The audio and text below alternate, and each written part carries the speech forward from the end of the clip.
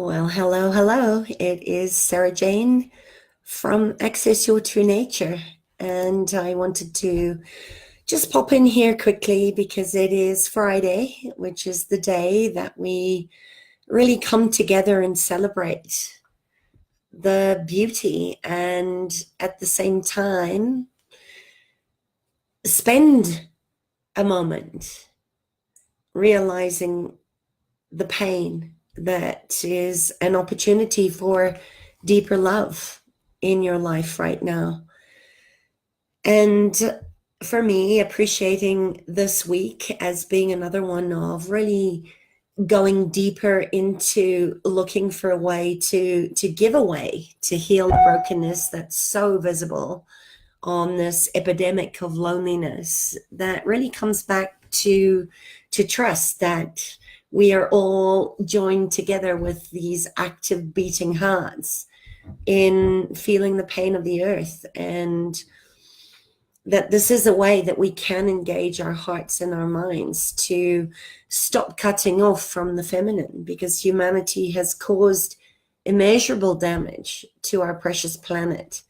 And in the process, we've lost our connection with the land, with our bodies, and the very life force of Pachamama that we're all belonging to, and yet so distanced from. So I know that many of you watched along with me as the orca mama carried her dead baby for almost 10 days in this deep process of grieving, where I could just allow myself to grieve and apologize, to be deeply sorry for anything that I may have done to have created that for her, when we just need to look at the state of the earth and the state of the oceans right now due to our disrespect and our separation again from nature herself. And something that's been coming up for many of my clients this week, and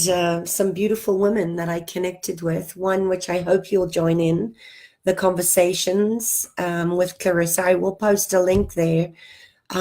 She's doing a summit on finding yourself and what it means to truly belong. And as I said to her, I think true belonging is not looking for yourself, not looking at yourself in a mirror, but looking for ourselves. We're looking at that through the eyes of others. You know, we act as mirrors of our own greatest core woundings. And I've been asking myself this week, as I sort of sat in this healing crisis that my own body's going through, is how do we find ourselves in a time when the very fabric of our humanity is being saturated by so much beauty. If we look to nature, even in the wildfires that are rearing their heads and burning away all the old stuff in America, and at the same time allowing our sensitivity to feel that shatteredness of the pain of that, because many of the people that I speak to, hello Kelly and Farah and John, many of us are suffering at this time through our own sensitivity as empaths and intuitives, in this illusion of separation from the beloved and God and spirit and divine and nature and each other. And that even though we engage a lot of time in practices that are designed to get us something or somewhere, it's driven by a very false belief that we're impure and imperfect and disconnected. Unwittingly, you may also put your attention on the mechanisms of that. It's very mechanistic to do the rituality of prayer and meditation and mindfulness, for example. But I want you to remember not to forget that you're already one with the beloved, and you always have been and ever shall be. So we have to look at this new 5D reality and look at the contrasts and the non-dual teachings that are inviting us, and have for millennia, to release any illusions of separation and just surrender, go inward and be unconditional with your own love. Be intimacy into you see. Because when you do that, you're going to start to recognize the presence of that sacred heart in what is.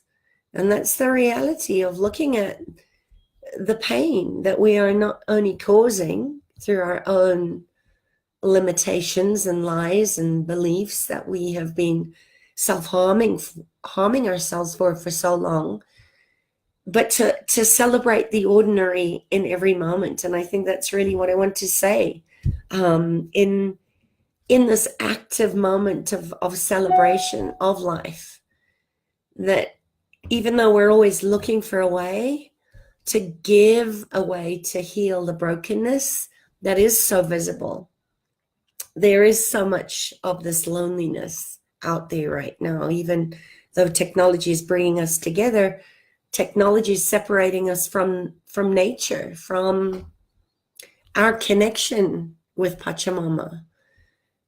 And to just be aware of not spiritually bypassing that. We need to feel the pain of Mother Earth right now. And engage with that pain in our hearts as well as our minds. We have to connect the heart brain and the gut brain to this, because we are part of all of it, the beauty and the madness. And we can't keep cutting off from the feminine. We just can't do it anymore, because that's how we've lost our connection with the land and our bodies and the very life force that is our nature.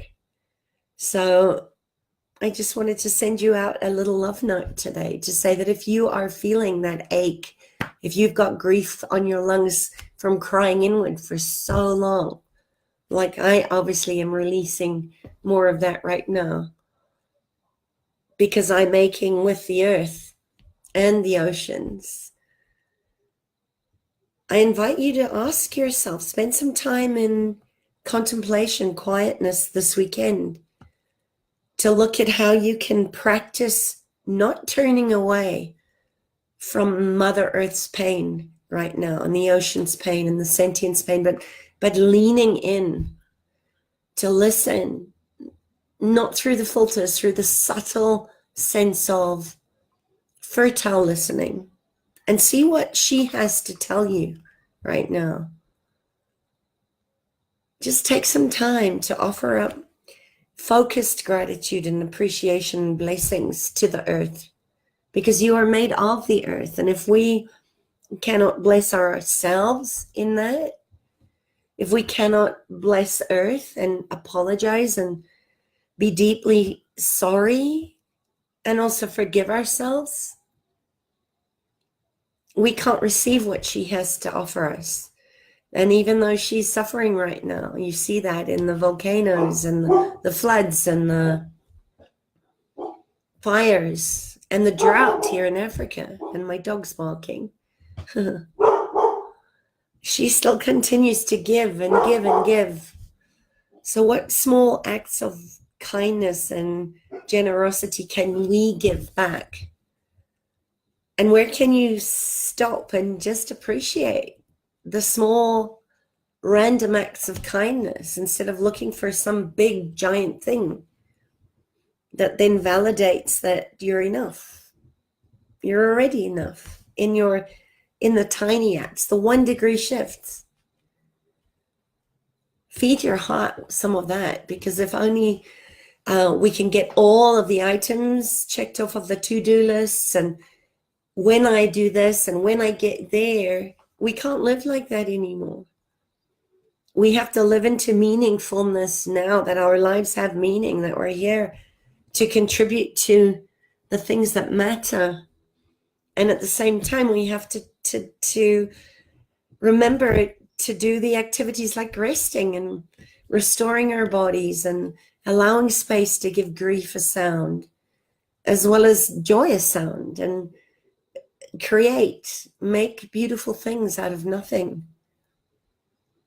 Because these shifts that we're all feeling right now, They're calling us back in reciprocity of our time and our resources and our idealism, no matter how breakneck and unrelenting a lot of that is. We can't despair. We can't give up. We have to dig deep for hope and use the small ways to nourish and heal and lift ourselves into the light with each other. That's the We Too movement that I'm deeply rooted into, that I want to share, where we can let the pain and the suffering of the world break our hearts into a million tiny little pieces so that we can turn inward with love and compassion without bypassing the very real suffering where most of the world lives. Maybe you're there right now. So my invitation to you is to take some time over the weekend to, smell roses, appreciate nature that gives and gives and gives. She doesn't hold back because there's not enough rain or not enough wind to blow the pollen, to create new seeds in fertile soil. She just gives and gives and gives. So how can we give more together? Well, we start by cultivating a deeper connection with the earth, with our communities that are staying in the light and moving toward a world that so desperately needs this connection of all of us, right? We're all connected to it. But we also need to draw on the wisdom of what it means to have a broken heart as an open heart. That the intimacy with the source, with the beloved, is speaking to you so that you can stand in trust and speak your truth in those tiny little pieces of love and those acts of service that maybe you don't get acknowledged for or you don't see the result of yet. It's happening underneath the surface. And we have to resource ourselves internally. We can't stop. We can't give up. So some journaling questions for you is follow your bliss, but at the same time, follow your heartbreak. Because I've learned and realized working with thousands of people over the years, but also working with my own heartbreak and my own misalignment, my own spiritual divorce, that the only way that we can pursue an inner life is to not neglect the reality of suffering in the burning world. And the only way we can do that is to start cultivating a practice of turning inward, pushing pause on the world, and breathing in life into the reality of what is, and then asking what single issue. You don't need to take all of them, just pick one that's keeping you awake at night or rides along with you every day on this backpack of bricks that your soul is carrying every day, that gives you the sense of, I cannot bear this heartbreak anymore. Because I think that we teach from our greatest wounds and our greatest heartbreaks. I certainly do. So if you allow yourself to trust that life will bring you to that place so that you can contribute more, when you go there, you'll find what's yours to do in the world that breaks your heart and also gives you joy.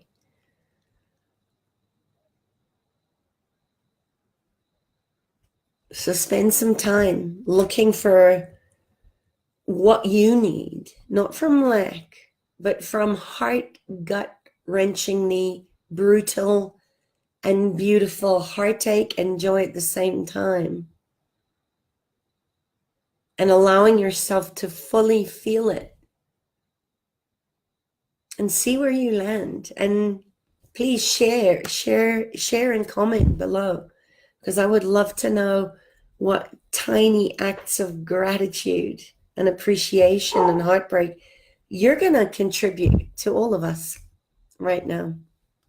And wherever you find yourself, know that you're loved, trust that you're enough, and go inward, and then share what you learn, because we're in this together.